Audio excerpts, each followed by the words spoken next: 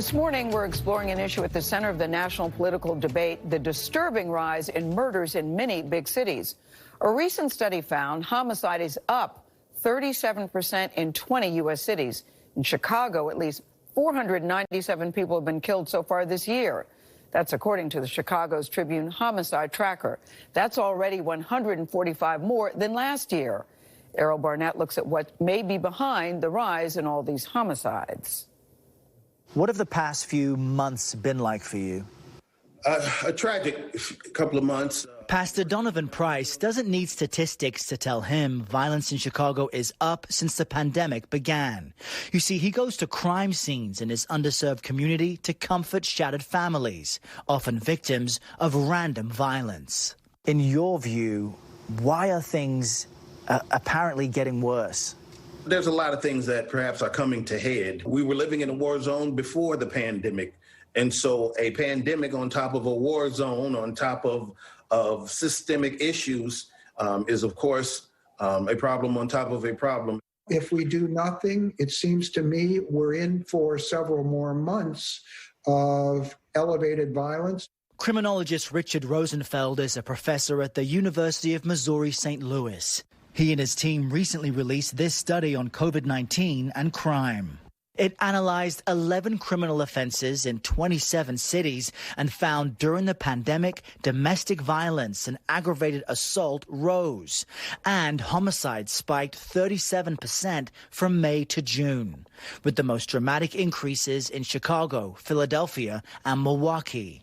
In July, the Chicago Tribune reported at least 107 people were killed, making it the most violent month there in nearly 3 decades. One now has to speculate about why we see those increases. It could be because of the impact of the pandemic on police activity. And also one has to consider the fact that in many cities, the police were redeployed from their normal patrols to address protest activity. In late May, protests began nationwide against police brutality following the death of George Floyd. Protests recently erupted in Kenosha, Wisconsin over the police shooting of Jacob Blake. A recent poll found confidence in law enforcement has hit a record low.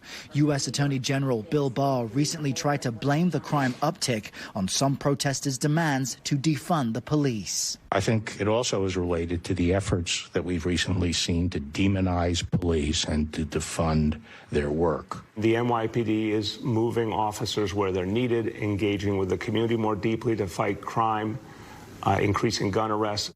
In New York City, homicides in the last month are up 50% compared to the same time last year, and 34% year to date, with 280 murders so far in 2020. I think it's something that we've ignored for a long time, gangs.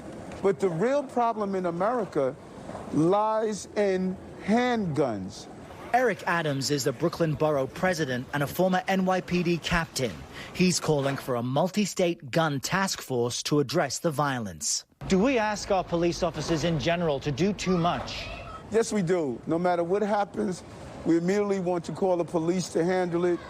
That is not the form of policing that we need. We need to have greater crisis management teams. We need to have young people be involved in dealing with low-level nuisances. And then our faith-based institution must become more proactive. Back in Chicago, Pastor Donovan is grappling with the most innocent victims of crime, children. This is where it came out.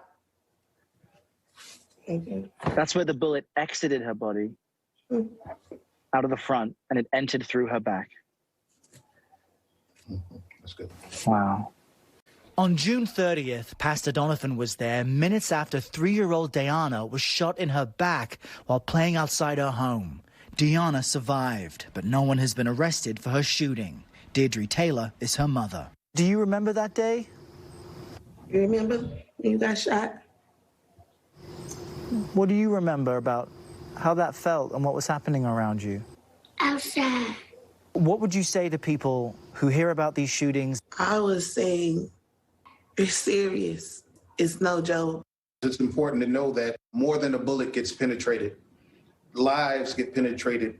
And in this world, in this city, You're either part of the problem or you're part of the solution right now. There's no in between. For CBS This Morning, Errol Barnett, New York. Pastor Donovan said something very interesting there. It's more than a bullet that penetrates. I know this. A 3-year-old child should never be asked, do you remember the day you got shot? No 3-year-old should ever be asked that question. Ahead, what to watch.